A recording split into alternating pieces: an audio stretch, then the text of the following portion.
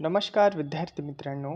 आज आपण GNM third इयरमधील गायनेकॉलॉजी या विषयामधील physiological changes and management during first stage of labour म्हणजेच प्रसूतीच्या पहिल्या अवस्थेमधील शारीरिक बदल व त्याचे व्यवस्थापन कसे करायचे, तसेच प्रसूतीच्या दुसऱ्या अवस्थेमध्ये होणारे शारीरिक बदल व त्याचे व्यवस्थापन कसे करायचे याबद्दल क्लास घेणार आहोत.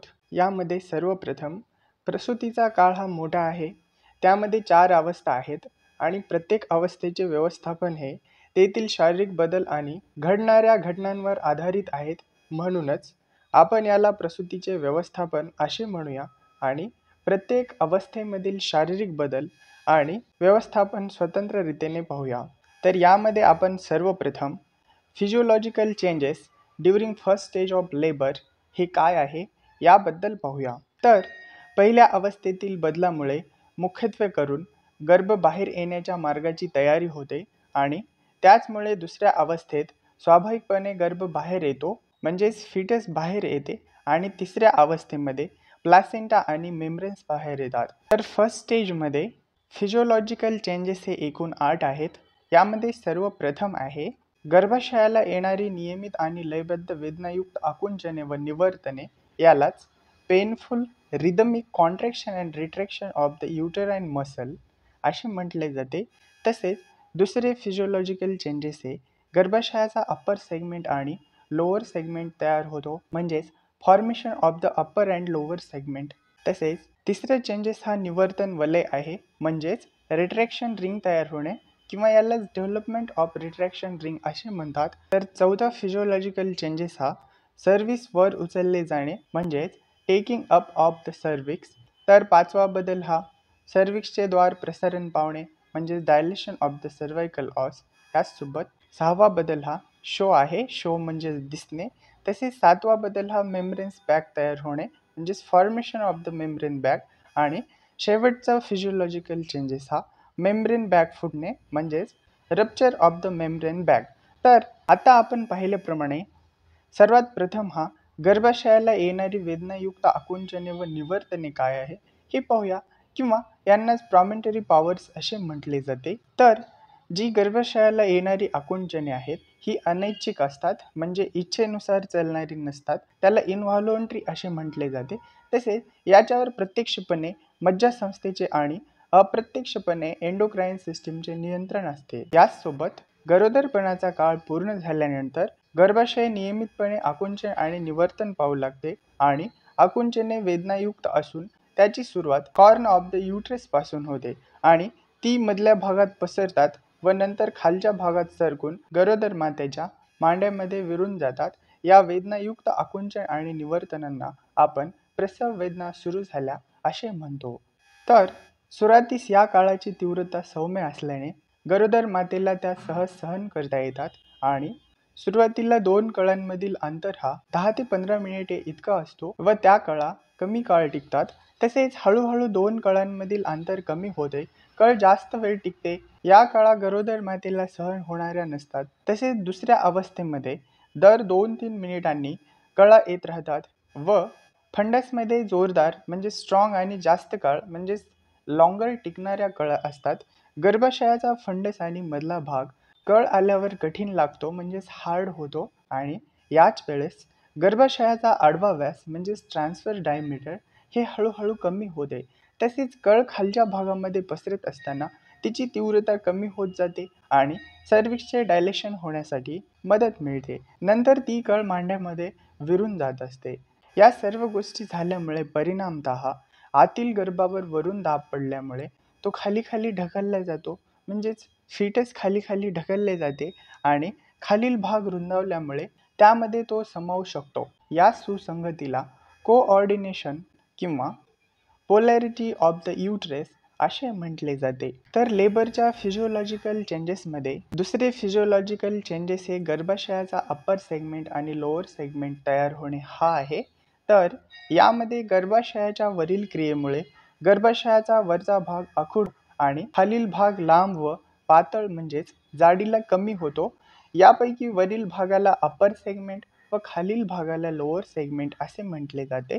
तर लोअर सेगमेंट हा गर्भाशयाच्या इस्थमस पासून तयार होतो. नेक्स्ट फिजिओलॉजिकल चेंजेसचं तिसरं चेंज हा निवर्तन वलय आहे, म्हणजेच रिट्रॅक्शन रिंग तयार होणे हा आहे. ज्या ठिकाणी अप्पर सेगमेंट व लोअर सेगमेंट एकमेकांना जोडले जातात त्याच ठिकाणी एक वलय म्हणजेच एक रिंग तयार होते, त्यास निवर्तन वलय असे म्हटले जाते. प्रत्येक प्रसूतीमध्ये निवर्तन वलय हे तयार होतातच. स्वाभाविक प्रसूतीमध्ये हे वलय सिम्फॅसिस प्युबिसच्या खाली असते, त्यामुळे ते दिसू शकत नाही. परंतु अस्वाभाविक प्रसूतीमध्ये गर्भाला सामावून घेण्या इतपत लोअर सेगमेंट ताणले जात नाही, त्यामुळे हे वलय म्हणजेच ह्या रिंग सिम्फॅसिस प्युबिसच्या वरील बाजूस आडवे किंवा थोडेसे तिरके दिसते, यालाच बंडल रिंग्स असे म्हटले जाते. व गर्भाशय फाटण्याचे म्हणजेच रप्चर ऑफ द युटरस हे सूचक लक्षण आहे. यासाठी परिचारिकेला निवर्तन वलय म्हणजेच रिट्रॅक्शन रिंग आणि बंडल रिंग्स मधला फरक माहीत असणे व त्यासाठी काळजीपूर्वक निरीक्षण करणे अत्यंत गरजेचे आहे.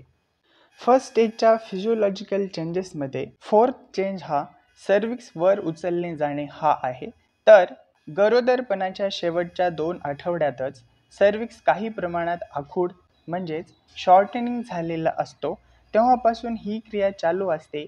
जेव्हा प्रसूती सुरू होते सर्विक्सच्या अंतर्द्वाराभोवतीच्या स्नायूंना लोअर सेगमेंट वर खेचून घेते, त्यामुळे सर्विक्सची लांबी कमी होऊन ते वर लोअर सेगमेंटमध्ये विलीन होऊन जातात. त्यास इफेसमेंट ऑफ द सर्विक्स असे म्हणतात. व सर्विक्सच्या मार्गाचे म्हणजे सर्वायकल कॅनल रुंदीकरण हे वरून खाली होत जात असते, त्यामुळे त्याचा इंटरनल ऑस रुंद व त्याला नळ्यासारखा म्हणजेच फनल शेप्ड असा आकार येतो. याचे चांगले व्यवहारातील उदाहरण घ्यायचे म्हणजे आपण जर तोंडाने फुगा फुगविला तर तो वरच्या बाजूस रुंद आणि खालच्या बाजूला म्हणजेच त्याच्या मानेजवळ किंवा तोंडाजवळ अरुंद असतो.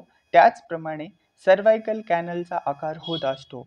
तसेच सर्विक्स वर उचलले जाणे यामध्ये तपासणी केली असता सर्विक्स हाताला न लागणे या दोन्ही गोष्टींमध्ये खूप फरक आहे. सर्विक्स उचलण्याची क्रिया गरोदरपणाच्या शेवटच्या काळात होते, तर सर्विक्स हाताला न लागणे म्हणजेच याचा अर्थ सर्विक्सचे संपूर्ण डायलेशन होणे असा होतो.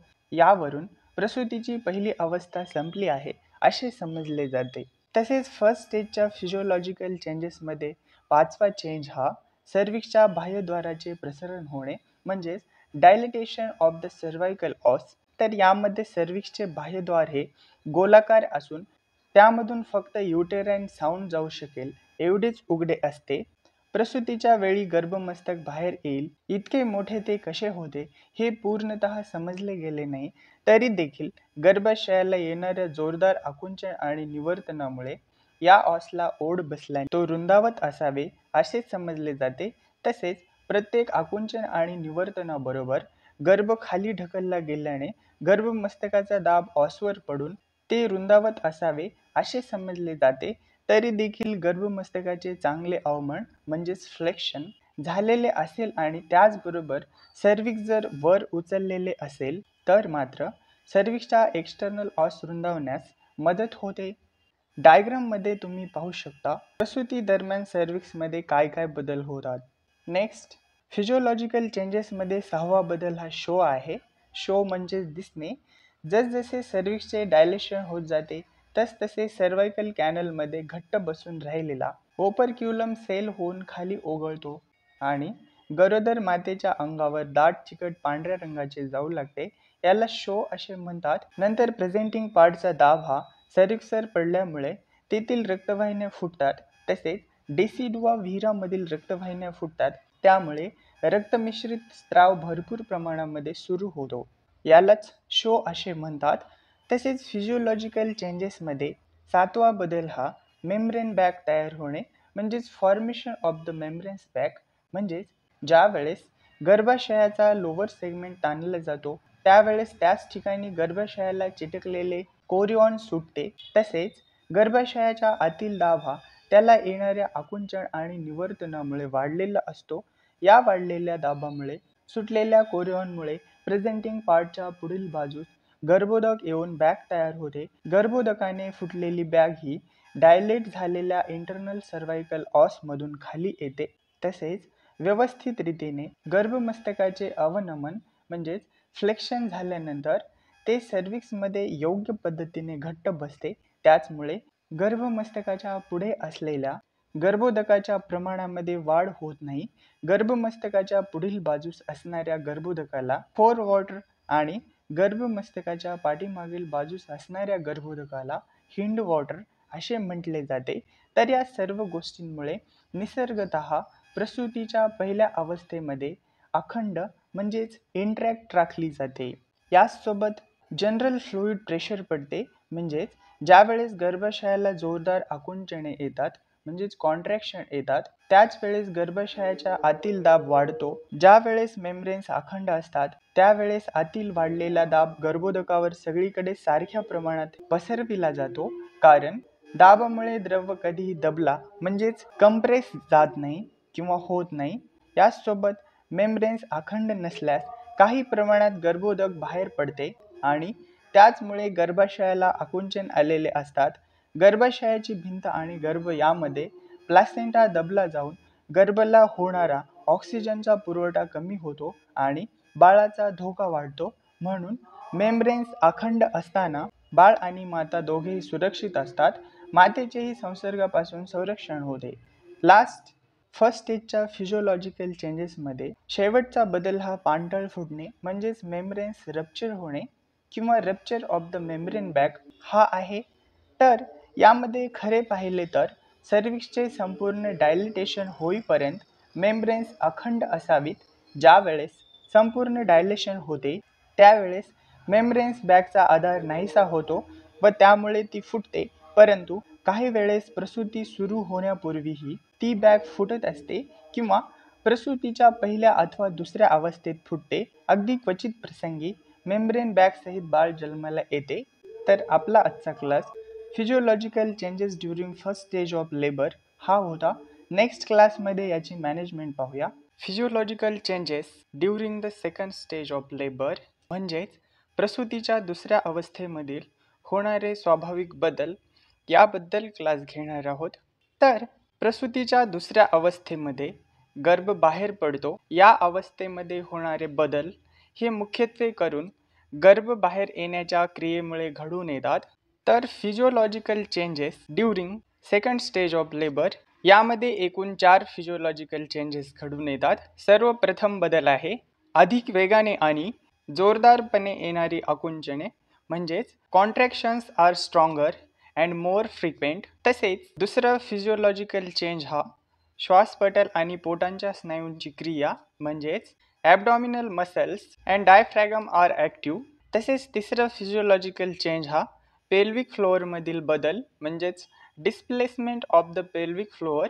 आणि प्रसूतीच्या दुसऱ्या फिजिओलॉजिकल चेंजेसमध्ये चौथा आणि शेवटचा बदल हा गर्भ बाहेर ढकलणे म्हणजेच फीटस इज एक्सपेल आउट. तर यामध्ये आपण आता पाहिल्याप्रमाणे प्रसूतीच्या दुसऱ्या अवस्थेमधील पहिला बदल हा अधिक वेगाने आणि जोरदारपणे येणारी आकुंचने याबद्दल सविस्तर पाहूया. तर यामध्ये पांढळ फुटल्यानंतर गर्भोदक बाहेर जाते, त्याचमुळे गर्भाशय हा अगदी गर्भाला चिकटला जातो, त्यामुळे तो इरिटेट होऊन त्याची आकुंचन शक्ती वाढते. तसेच गर्भमस्तकामुळे जननमार्ग ताणला जातो, त्यामुळेही गर्भाशयाची क्रिया उत्तेजित म्हणजेच स्टिम्युलेट होते आणि गर्भाशयाचा अपर सेगमेंट हा स्नायूतंतू म्हणजेच मसल्स फायबर्सच्या निवर्तनाने सतत आखूड आणि जाड बनतो. याशिवाय गर्भोदक निघून गेल्यामुळे प्रसूतीच्या पहिल्या अवस्थेपेक्षा दुसऱ्या अवस्थेमध्ये प्लासेंटाच्या अभिसरणामध्ये अडथळा निर्माण होतो. या सर्वांमुळे गर्भाशयाला अधिक वेगाने आणि जोरदार आकुंचने येऊन गर्भ हळूहळू बाहेर ढकलला जातो. तसेच जर गर्भमस्तक पेल्विक फ्लोअरवर असेल तरी गर्भाशयाची उंची ही बेंबीच्या वर असते, कारण गर्भाशयाच्या आकुंचनाबरोबर गर्भाच्या पाठीचा कणा हा ताठ होतो.